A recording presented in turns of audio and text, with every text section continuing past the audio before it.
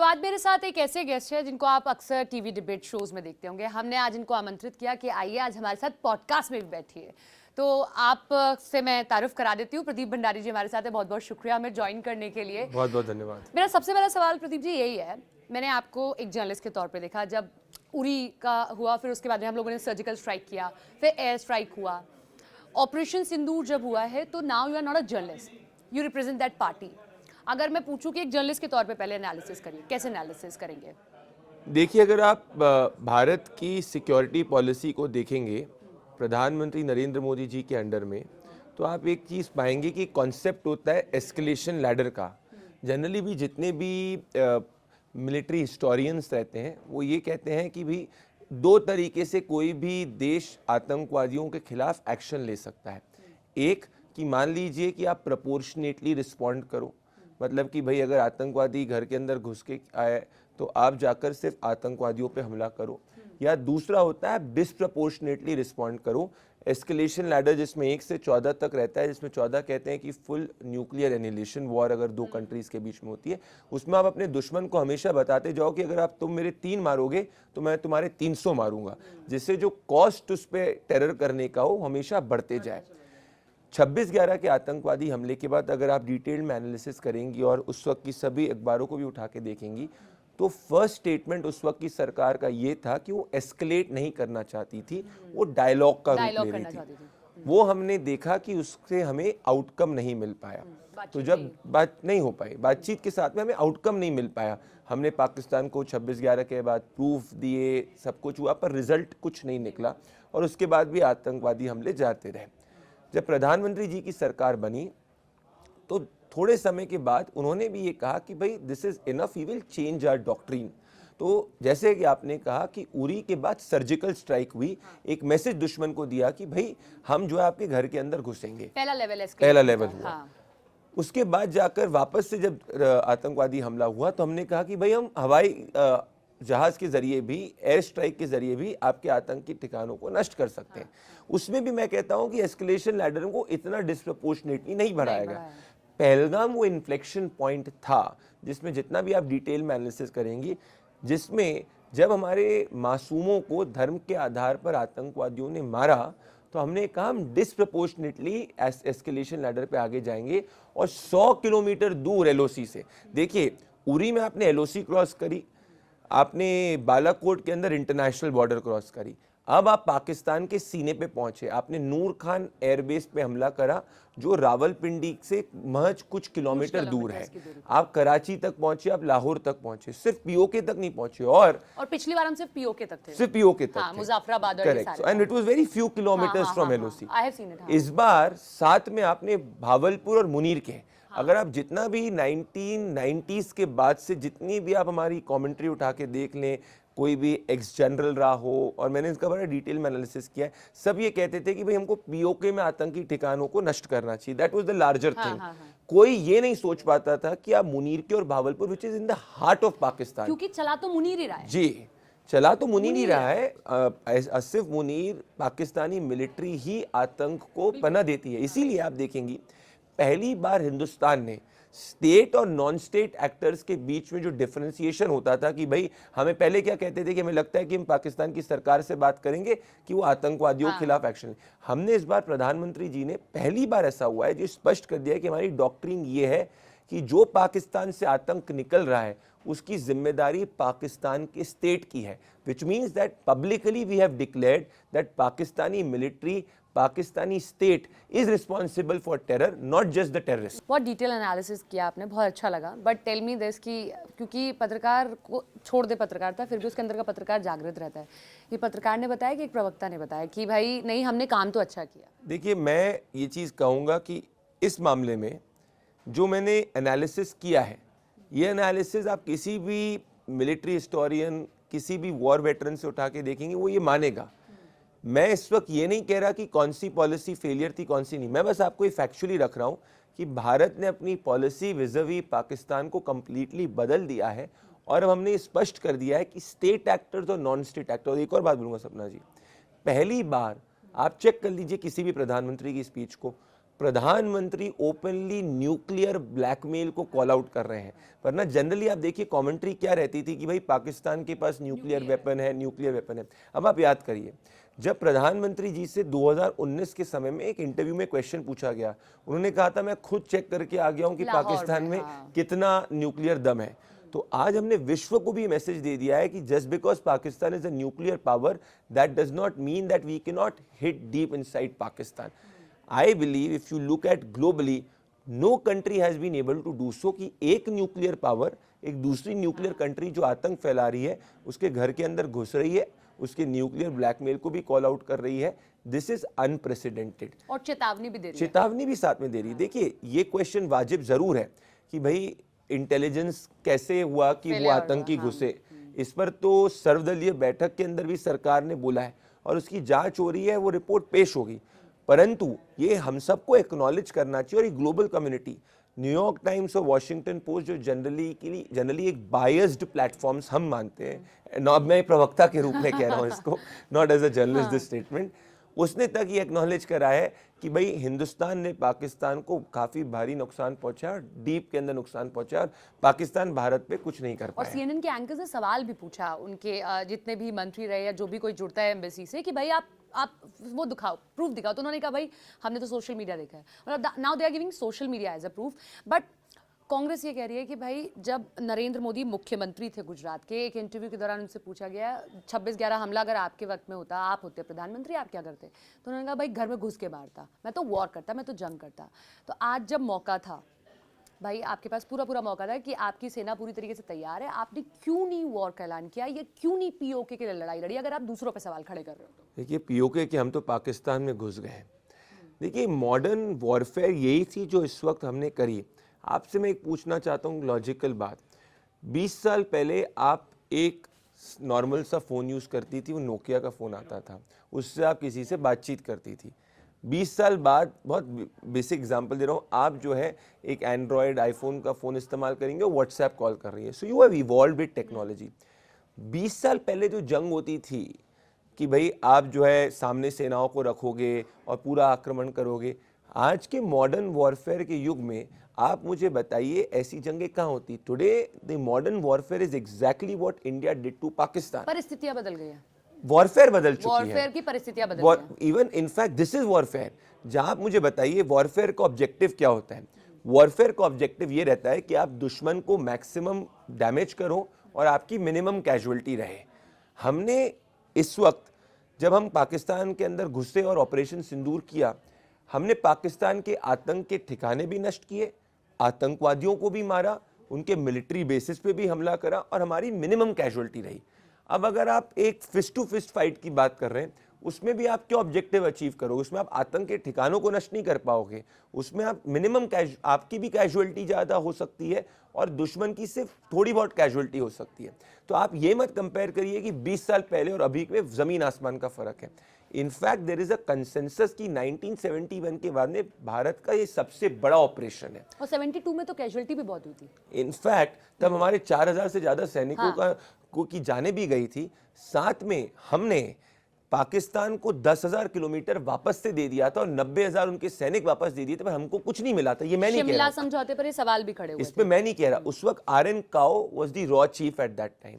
RN. Kao जो इंदिरा गांधी के सबसे ट्रस्टेड एडवाइजर थे, उन्होंने ये कहा था कि he was also surprised why did India succumb to Shimla agreement because we did not get anything in return. जबकि 93,000 सैनिक थे हमारे पास में। थे, पर जब हमने दिया, हमें मिला क्या रिटर्न में? यहाँ तो हमारी सैनिकों की मिनिमम कैजुअलिटी हुई, हमने मैक्सिमम डैमेज करा। मेरे हिसाब से this is where India has been successful. एक बार बात सुनिए, जब रशिया इस वक्त यूक्रेन के अंदर गया, लॉन्ग ड्रॉन वॉर चल रही है, अभी तक वो वॉर कंप्लीट नहीं हुई। यूनाइटेड स्टेट्स ऑफ अमेरिका जो है हुटी को नहीं पूरी तरीके से कर पाए, वियतनाम में सक्सेसफुल नहीं हो पाया।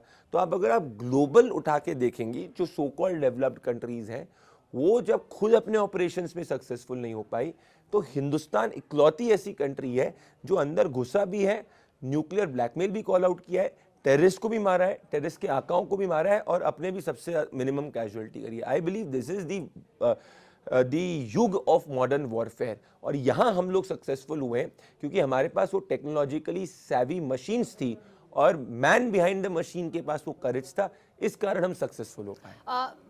मतलब तो मैं इस पे डिसएग्री करूंगा कि वॉरफेयर नहीं हुई। This was war, warfare, this was war, different this थे। Was modern warfare. और मैं आपको बताऊं प्रदीप जी, मैं पुंछ में थी, मैं राजौरी में थी, मतलब दिल्ली से बैठ के ये कहना कि भाई आमने सामने की जंग लड़ लो, वो शायद डिफरेंट होता है, बट जो वाकई में उस एलओसी के आसपास होता है, उसके जब घर उजड़ते हैं, चीज़ें खराब होती हैं, वो पूरा डिटेल एनालिसिस होता है अगर कोई आपको वाकई में उस वॉर में उतरना है। Absolutely yes. और मैं ये कहूंगा कि भाई जैसे 10 साल पहले मान लीजिए हाइपोथेटिकली जिस तरीके से आप मीडिया को अप्रोच करोगे, 10 साल बाद आप नहीं अप्रोच करोगे, you will evolve with the viewer. Similarly in a modern warfare you will evolve. If आप मेरे पास में S-400 है, अगर मेरे पास आकाश तीर है, अगर मेरे पास ब्रह्मोस है, तो मैं क्यों नहीं उसका इस्तेमाल करूंगा? मैं तो इस्तेमाल उसी लिए करूंगा। तो आज हमारी आर्मी ने ये प्रूव कर दिया कि हमारे पास और हमारी तीनों फोर्सेस ने कि हम कोऑर्डिनेटेड रूप से हम दुश्मन पे मैक्सिमम डैमेज भी कर सकते हैं और साथ में अपनी मिनिमम कैजुअलिटी कर सकते हैं। That is where the success is. The success of warfare is not when you inflict maximum damage and also get maximum cost. The success of warfare is जब आप मैक्सिमम डैमेज एनिमी को दो और आपकी minimum cost हो। I think that is where we have been successful. In fact I will go to the extent to say that even when Israel या किसी दूसरी कंट्री ने भी इस तरीके का ऑपरेशन किया था, they are considered to be the best. I think we matched and surpass the best. और ग्लोबली भी हमने दिखा दिया कि भाई अब ना भी कोई खड़ा हो तो हम लोग अकेले भी कोई जंग इस तरीके से लड़ सकते हैं। लेकिन एक बात बताइए, जब उस दिन प्रधानमंत्री आज 8 बजे संबोधन दे रहे थे, वो पाकिस्तान को चिता रहे थे कि किसी और शख्स को चिता रहे थे, दुनिया को चिता रहे थे? वो किसके लिए था? क्योंकि मुझे समझ आया कि वो सिर्फ पाकिस्तान के लिए नहीं था, शहबाज शरीफ के लिए नहीं था, वो दुनिया के लिए मेरे हिसाब से वो वर्ल्ड को एक संदेश था और वर्ल्ड को ये स्पष्ट कर दिया था कि भाई हिंदुस्तान, पाकिस्तान या कहीं भी दुनिया का आतंकवादी हो, उससे निपटना जानता है। We will be the 3rd largest economy. हम हमारी सोवरेनिटी को प्रोटेक्ट करना जानते हैं। इसके लिए ना हमें अमेरिका पे जाने की ज़रूरत है, ना कहीं और जाने की ज़रूरत है। हमारी सोवरेनिटी हम उसको प्रोटेक्ट भी करेंगे और उसको प्रोटेक्ट करने के लिए जहाँ तक जाना होगा जाएंगे।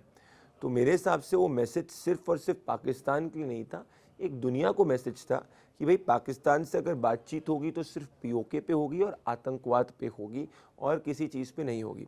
एक और चीज़ समझिए कि आज की तारीख के अंदर पाकिस्तान इकोनॉमिकली क्रिपल हो चुका है। जब इंडस वाटर ट्रीटी को अबेंस में डाला गया था, उस वक्त कई एनालिस्ट कह रहे थे अरे पानी रोकने से क्या होगा।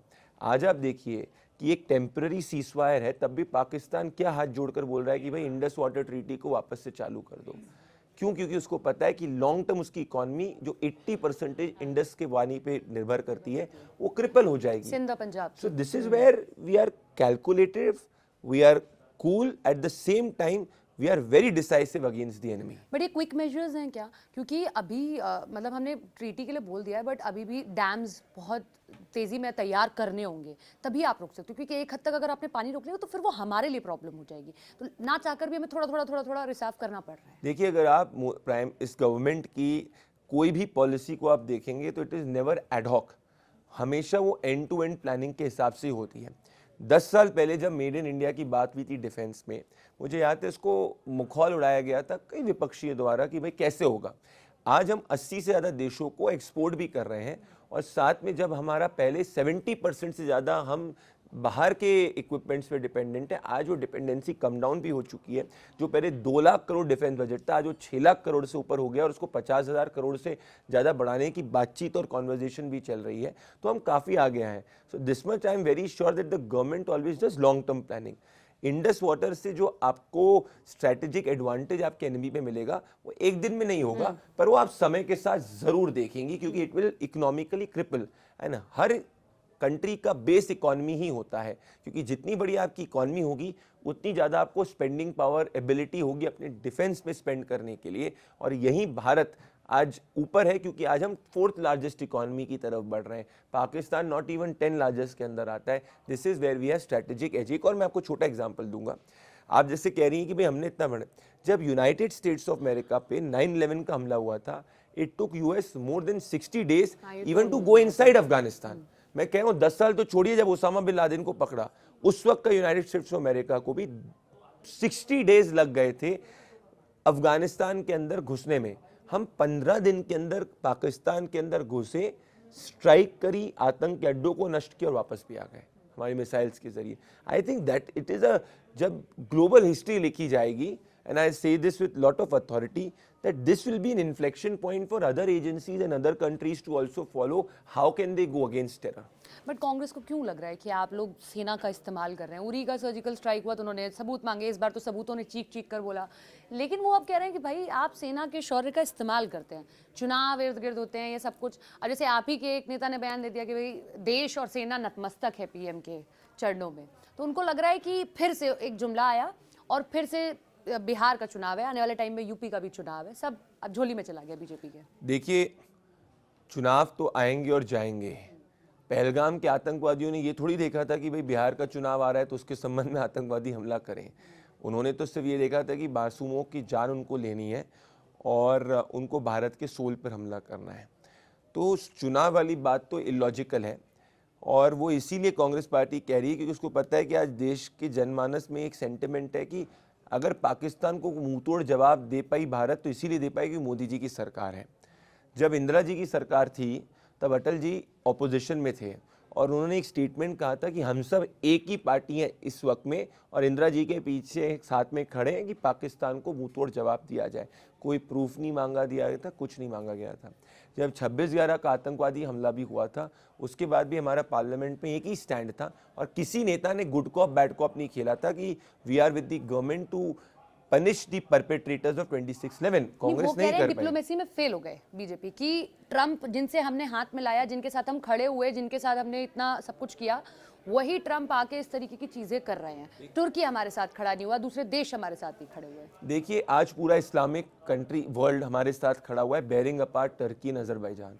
सो 90% से ज़्यादा अगर इस्लामिक वर्ल्ड और पूरा मिडिल ईस्ट आपके साथ खड़ा है, which are better powers and bigger powers compared to Turkey and Azerbaijan, तो I think it is a huge success of our diplomacy. अगर कोई दो दोस्त भी होते हैं सपना जी, तो इसका ये मतलब थोड़ी होता है कि दो दोस्त हर बात पे अग्री करें। ये तो मुझ पे है कि क्या मैं उस दोस्त की बात पे अग्री करूं कि नहीं करूं। ट्रंप ने अपने बयान जो है उससे खुद वो पलट गए और उन्होंने कहा कि भाई मैंने सीजफायर की मध्यस्थता नहीं करी। हमने तो एक्सटर्नल अफेयर्स मिनिस्ट्री ने, एक्सटर्नल अफेयर्स मिनिस्टर ने, आदरणीय प्रधानमंत्री जी ने तो स्पष्ट कर दिया है कि हमारी पाकिस्तान के डीजीएमओ का कॉल आया था। विचित्र बात यह है कि कांग्रेस पार्टी या अपोजिशन पार्टी जब हमारा ऑफिशियल स्टैंड आ गया है उस ऑफिशियल स्टैंड को क्यों नहीं मान रही है। उनका एक क्वेश्चन तब वाजिब होता जब हम ऑफिशियली वो लाइन लेते, बट उन ट्रंप के स्टेटमेंट के बाद में अगर हम ऑफिशियली ये कह रहे हैं कि भाई कोई द्विपक्षीय बातचीत पाकिस्तान से नहीं हुई, उन्हीं की तरफ से कॉल गया, तो मेरे को समझ नहीं आता कि कभी चीन, कभी सोरोस, कभी यूएस के प्रेसिडेंट, हर फॉरेन व्यक्ति को ही कांग्रेस पार्टी क्यों प्रिय लगती है या कांग्रेस पार्टी को हर फॉरेन व्यक्ति क्यों प्रिय लगता है। ऐसा क्योंकि उसका जो स्थापना हुई थी वो एहुयुम द्वारा हुई थी। ये कांग्रेस को सोचना है। एक छोटा एग्जाम्पल दूंगा, 2019 जुलाई में याद करिए क्या हुआ था। डोनाल्ड ट्रंप जी और इमरान खान साथ में एक जॉइंट प्रेसर किए थे और उन्होंने, डोनाल्ड ट्रंप जी ने कहा था कि भाई मीडिएशन की बात हुई है कि कश्मीर में मुझे कहा गया मीडिएशन करने के लिए। उस वक्त इमरान खान ने बोला था कि भाई 1 बिलियन लोगों के लिए आप मसीहा बन जाएंगे अगर आप ऐसा करते हैं। ठीक उसके 15 दिन के बाद भारत ने आर्टिकल 370 एब्रोगेट कर दिया। तो अगर हम प्रेशर में तब नहीं आए, अभी नहीं आए, तो हम कभी भी नहीं आएंगे।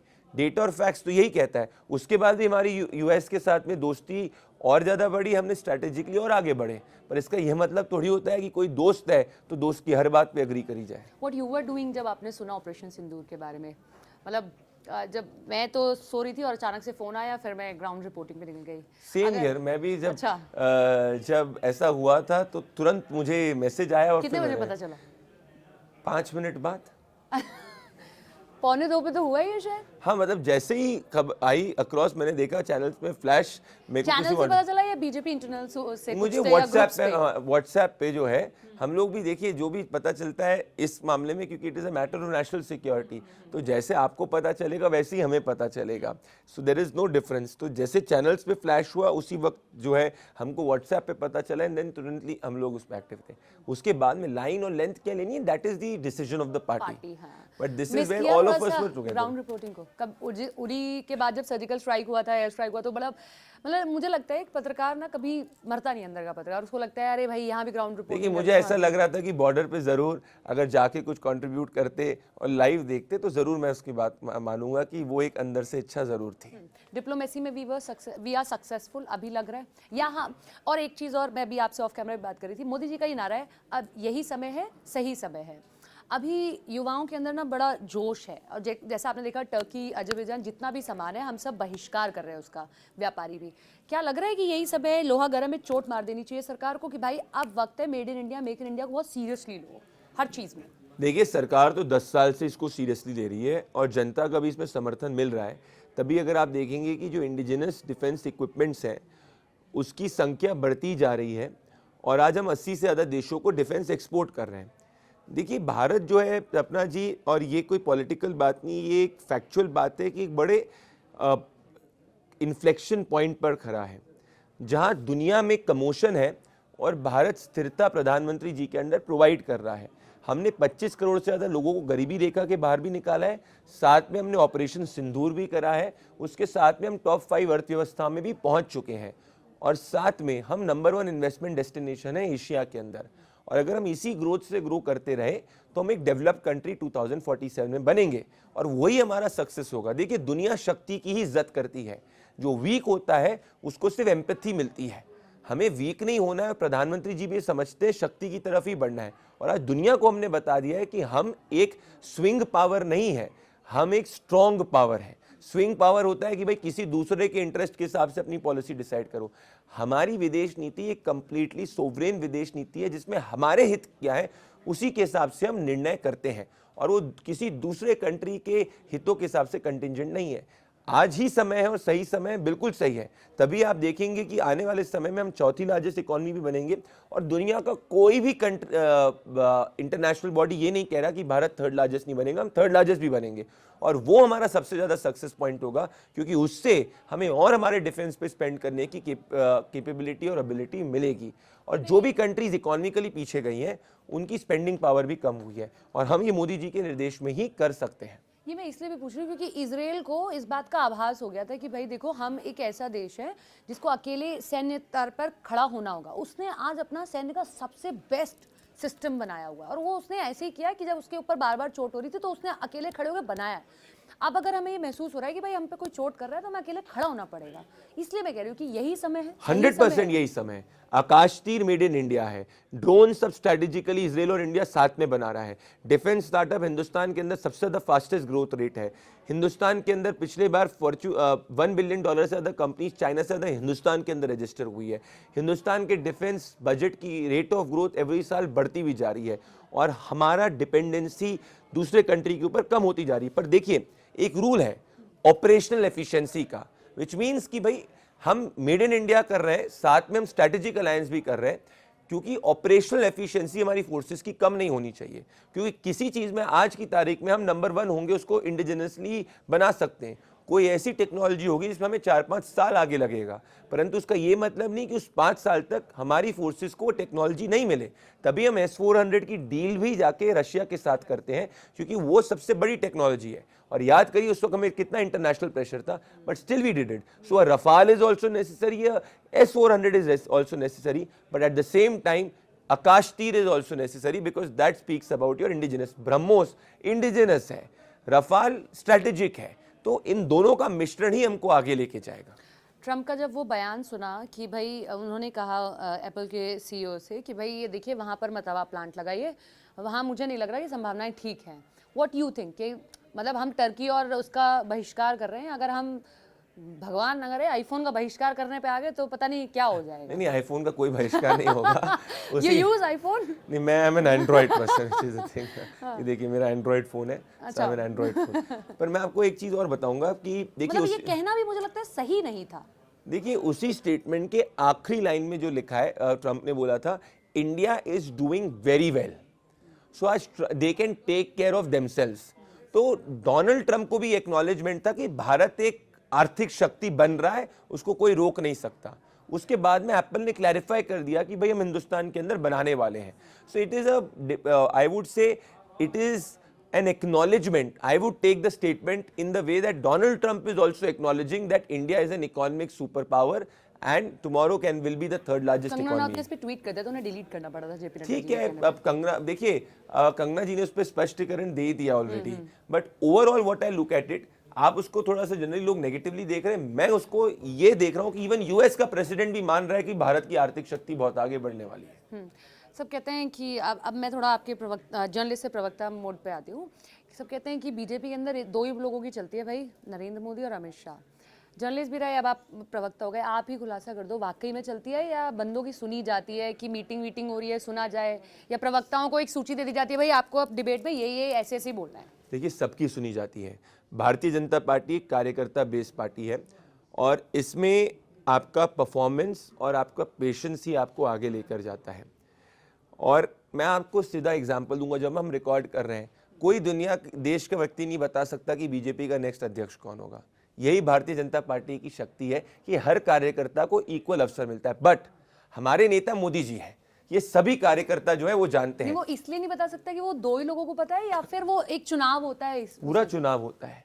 और आप मुझे बता दीजिए, कांग्रेस पार्टी के अंदर तो आपको तय कि नेहरू गांधी परिवार जिसको चाहेगा वही बनेगा, पर हमारे यहाँ पे कोई नहीं बता सकता कि नेक्स्ट कौन बनने वाला है. पार्टी के अंदर इंटरनली ऑफ द रिकॉर्ड भी पूछ लो, कोई नहीं बताया. क्यों? क्योंकि एक चुनावी प्रक्रिया होगी, उस हिसाब से जो चुना जाएगा. अभी हमारी प्रक्रिया में स्टेट के प्रेसिडेंट्स डिक्लेयर हो रहे हैं, कुछ स्टेट्स के बचे हुए हैं, उसके बाद वो डिक्लेयर होंगे, फिर जाकर नेशनल प्रेसिडेंट का चुनाव होगा. तो हमेशा यही रहता है. बट ये इकलौती ऐसी डेमोक्रेटिक पार्टी है जिसके अंदर कोई भी कितने भी शीर्ष तक पहुंच सकता है. मोदी जी का तो कोई पूरे राजनीतिक परिवार में उठा दीजिए, कोई भी राजनीति में नहीं था, और आज वो दुनिया के सबसे बड़े नेता हैं और सबसे पॉपुलर नेता है. प्रदीप जी कहाँ तक पहुंचना चाहते हैं पार्टी के भीतर? जहां तक पार्टी पहुंचा दे, जहां तक पार्टी सेवा का मौका दे दे. चुनाव लड़ना है, मतलब अपना प्रवक्ता हूँ, एक साल बाद मैं एमएलए लड़ता हूँ, फिर उसके बाद एमपी. देखिए, हमारी पार्टी एक संगठन बेस्ड पार्टी है, और संगठन बेस्ड पार्टी में इंडिविजुअल एस्पिरेशंस नहीं, संगठन की जो चाहता है, जो डिलीवरी चाहता है उसी को डिलीवर करना होता है. राजनेता की महत्वाकांक्षाएं तो होती हैं. मेरी तो महत्वाकांक्षा ये है कि प्रधानमंत्री मोदी जी के जो विजन है उसमें इस वक्त मैं एक प्रवक्ता के रूप में अपना कंट्रीब्यूशन कर रहा हूं. जैसे जैसे पार्टी को उचित लगेगा मैं कंट्रीब्यूट करने चाहूंगा. मैं ज़्यादा से ज़्यादा काम करना चाहता हूं और काम करता हूं, because work is something which keeps me going. You miss being a journalist? No, I don't, because I am no, I'll tell you why. Because I am working with a leader or working for a leader who's taking this country forward, and it gives me immense satisfaction. Even 0.00001% I'm able to contribute to it. So that is what gives me satisfaction, because I am part of that larger picture where this country is moving forward. Everybody in profession is doing it, but I am doing it formally inside a political system, which gives me satisfaction, because last 10 years I had predicted, मैंने 30-35 चुनाव भी as a सिफोलॉजिस्ट predict किया था. जब मैं देश भर में घूमा तो मुझे हर व्यक्ति ये बोला था, मोदी जी ने मेरा घर बनाया है, मोदी जी ने मुझे राशन दिया है, मोदी जी ने मेरी सड़क बनाई. तो मैंने बोला यार, हर तरफ एक ऐसा यूनानिमिटी कैसे हो सकती है कि भाई नरेंद्र मोदी के बारे में ज्योग्राफी एग्नोस्टिक लोग चाहते हैं. तो मुझे लगा कि यार मुझे इस नेता के लिए अगर काम करने का अवसर मिले, इस आइडियोलॉजी के लिए काम करने का अवसर मिले, so I will be very fortunate. So I got that opportunity, so I am satisfied. तो ये अपॉर्चुनिटी मिली कैसे? सबसे बड़ा सवाल, जब आपने ज्वाइन किया और आपने वो सब सोशल मीडिया हैंडल्स पे डाला तो एवरीवन वाज शॉक्ड. मैं भी शॉक थी, सब शॉक थे. अरे हमने तो इनको जर्नलिस्ट के तौर पे देखा है और अभी तो देख ही रहे थे 1-1.5 हफ्ते पहले अचानक से कैसे बीजेपी ज्वाइन कर लिया. 1-1.5 हफ्ते नहीं, 2 महीने पहले देख रहे थे आप. आई हैड टेकन, मैं उनमें से नहीं हूँ जो आज तक एंकरिंग कर रहे थे और कल जाके जो है उन्होंने चुनाव लड़ लिया था. देयर लॉट ऑफ पीपल जो ऐसे करते थे, पर मैंने I have nothing against them. देखिए, हर व्यक्ति राजनीति में किसी ना किसी प्रोफेशन से आएगा ही, ये हम सबको मानना है, और हर प्रोफेशन से आना पत्रकार चाहिए. से बने, मनीष सिसोदिया पत्रकार थे, अटल जी पत्रकार थे. हर व्यक्ति को हर प्रोफेशन से आना चाहिए, तभी जो है राजनीति के अंदर चीज आगे जाएगी. मोदी जी तो कहते ही हैं कि 1 लाख से ज्यादा युवाओं को हर राजनीति में आगे वो ले जाना चाहते हैं जिसका कोई परिवार में ना हो. हम तो फर्स्ट जनरेशन पॉलिटिशियन है. तो मैं 2024 के चुनाव के बाद में ये मेरे मन में काफी समय चल रहा था, इसलिए मैं 2 महीने ऑन एयर भी नहीं था उस वक्त. तो उस वक्त फिर मैंने सोचा, उसके बाद जो पार्टी की प्रक्रिया रहती है, मैंने ये अपनी इच्छा जाहिर करी और पार्टी को लगा कि मैं कंट्रीब्यूट कर सकता हूं, तो फिर उन्होंने अवसर दिया. आजकल एक ये, this is my last question, बड़ा पत्रकारों पे ना लेबल लगने लगा है कि भाई ये फलानी पार्टी को रिप्रेजेंट करता है, इसकी डिबेट में जाओगे तो इसी को सुनोगे, इसकी डिबेट में जाओगे तो फलानी पार्टी के बारे में ही सुनोगे. ये तो क्या इससे इजी हो जाता है किसी पार्टी में एंटर होना, या वाकई में ऐसा होता है? मतलब मैं दोनों के तौर पे पूछ रही हूँ, एक राजनेता के तौर पे, पार्टी के अंदर भी बहुत ज़्यादा कंपटीशन होता है, सबको पता है। हर जगह स्वाभाविक है और होना भी चाहिए, क्योंकि इट इज़ हेल्दी। बट मैं अब आपको बताऊंगा, देखिए मेरा इसमें हमेशा से एक सिंपल टेक रहा है, जैसे एक नेता के लिए वोटर भगवान होता है, ठीक उसी तरीके से लिए एक पत्रकार के लिए व्यूअर भगवान होता है। ये मेरी सोच है। जब तक आप फेक न्यूज़ नहीं फैलाएं, आपकी जो स्टाइल हो, जो फॉर्म हो, जो आपके पास फैक्ट्स हैं, आप जनता के सामने रखिए। जनता तय करेगी कौन अच्छा है कौन नहीं। ये देश में ये ज़रूर था कि कुछ साल पहले कुछ ही लोगों के पास पत्रकारिता की मोनोपोली थी, तो उनको लगता था, कुछ साल पहले जब कांग्रेस की सरकार थी, जब डिजिटल मीडिया इतना ऊपर नहीं हुआ था, तो ये लोग सर्टिफिकेट बांटा करते थे। I have seen it public, I have faced it. I had nobody in my family in journalism, I have nobody in my family in politics. I have earn all of it खुद की मेहनत से और भगवान के आशीर्वाद से, माता पिता के आशीर्वाद से। तो मैंने सब कुछ को बहुत क्लोजली देखा है। तो मेरा मानना है कि ये जो लोग ये हिपोक्रेसी करते हैं ना, वो इसीलिए करते हैं कि भाई कोई बलिया से आया हुआ व्यक्ति, कोई कहीं और से व्यक्ति आया हुआ, उस पत्रकार को चैलेंज कर रहा है, उससे ज्यादा उसको देखा जा रहा है। नहीं, वही लोग अब कहते हैं कि अब के जो पत्रकार है, जो अपने आप को पत्रकार कहते हैं, वो चीखते चिल्लाते ज्यादा, इसलिए वो लोगों के बीच में फेमस हो रहे हैं। तो यार उनको किसने मना किया है कि मत चिल्लाओ? उन पे किसी ने फेक नैरेटिव सेट कर देते हो आप लोगों ने ही, लोगों को बांटा है, मतलब व्यूअर को बांट दिया भाई, हिंदू मुसलमान। एक चीज मुझे, व्हाट इज हिंदू मुस्लिम? क्या अगर हिंदू की बात करें उससे हिंदू मुसलमान कैसे हो जाता है? अगर मान लीजिए मुसलमान पीड़ित होता है, उसकी बात करो तो आप कहो सेक्युलरिज्म है। अगर हिंदू पीड़ित हो, उसकी बात करो तो कहो हिंदू मुसलमान हो। भाई ये सबसे बड़ा छलावा है।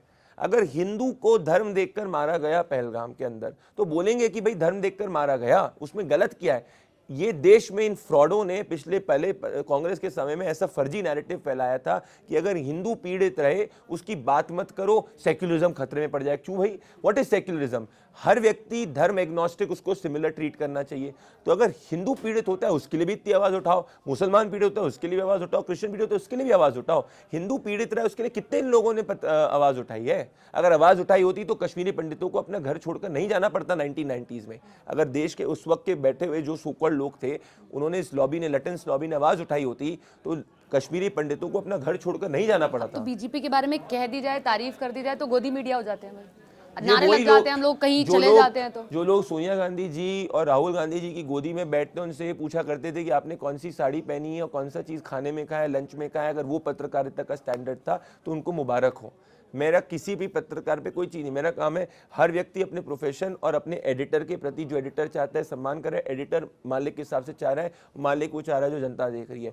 जनता के विजडम पे हमें सवाल नहीं उठाना चाहिए। वही लोग सवाल उठाते हैं जो जनता का विश्वास नहीं जीत सकते। जनता भगवान है, भले वो मीडिया हो, भले पॉलिटिक्स हो, कहीं पे भी हो, बिकॉज वी आर डेमोक्रेसी जिसमें प्रियम्बल के पहले 3 अक्षर हैं, we the people of India. यहाँ सपना को भी उतना इक्वल मौका है जितना किसी दूसरे पत्रकार को, या प्रदीप भंडारी को भी इतना इक्वल मौका है पॉलिटिक्स में जैसे किसी दूसरे व्यक्ति को। बाकी सबकी किस्मत और आपके अपनी काबिलियत से कर पाते हो। थैंक यू सो मच हमें ज्वाइन करने के लिए। तो प्रदीप जी ने बेबाकी से अपनी बात रखी, वैसे बेबाकी से रखते हैं, डिबेट शोज में भी आप देखेंगे तो अगले को बोलने का मौका कम ही मिलेगा जब प्रदीप जी रहेंगे।